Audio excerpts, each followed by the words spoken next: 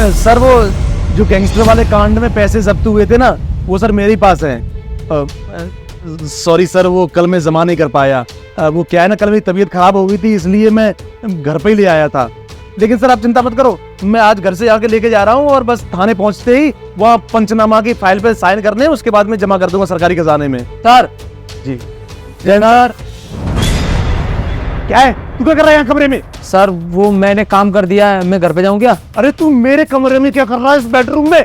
जब तक मैं ना कहा करूं मेरे बेडरूम में मत आया करो। यहाँ पर बहुत सारी ऐसी इंपॉर्टेंट चीजें रहती हैं जो सरकारी खजाने से या सरकारी डिपार्टमेंट से रिलेटेड होती है।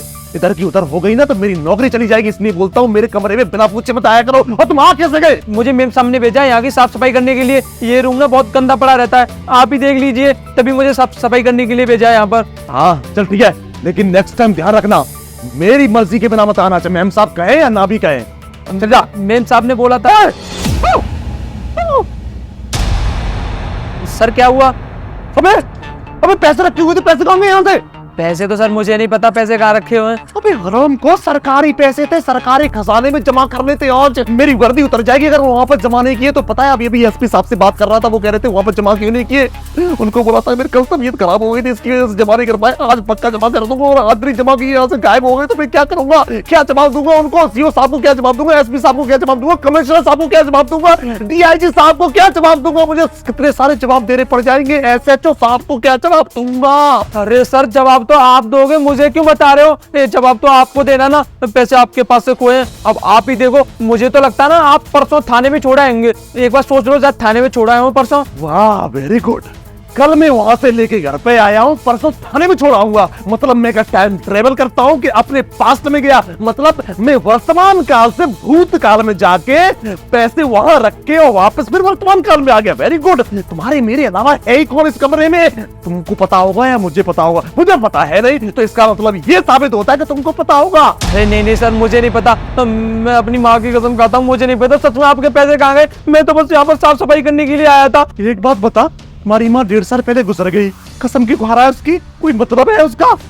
पक्का पक्का शक हो रहा, रुक जा, मैम साहब को बुला लेते। महिमा डार्लिंग। अरे हाँ हाँ, आ गई हूँ। क्या हो गया? महिमा डार्लिंग, मैं ये कह रहा था मेरे सरकारी खजाने वाले पैसे रखे हुए थे यहाँ पर, कई सारी गड्डी थी और वो चोरी हो गए। हाँ, तुमको कैसे पता? अरे मुझे सब पता है, क्योंकि तुम दोनों के अलावा मैं भी इसी कमरे में थी, वॉशरूम में थी।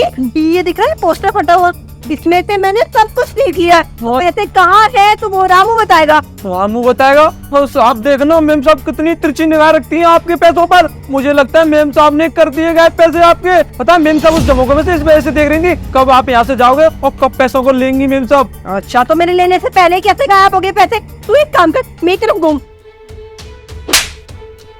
खड़ा हो, सीधा खड़ा हो। वैसे ही इसने चुराए हैं। कोई वो तू हमेशा घर में चोरी करवा देते हो।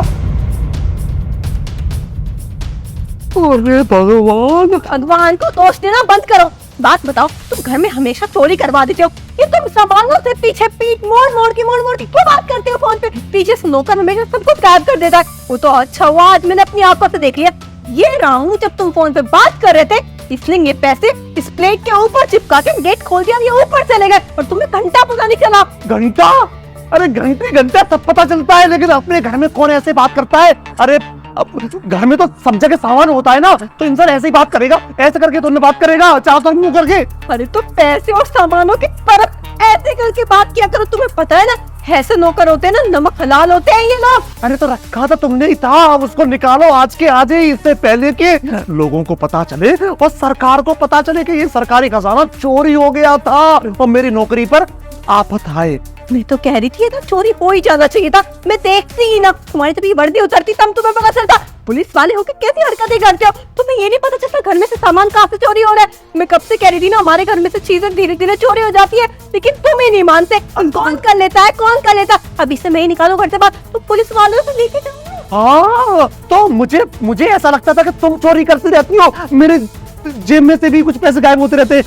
तुमसे बाद में बात करता हूँ, तू चल थाने चल, तेरा ही पंचनामा करता हूँ।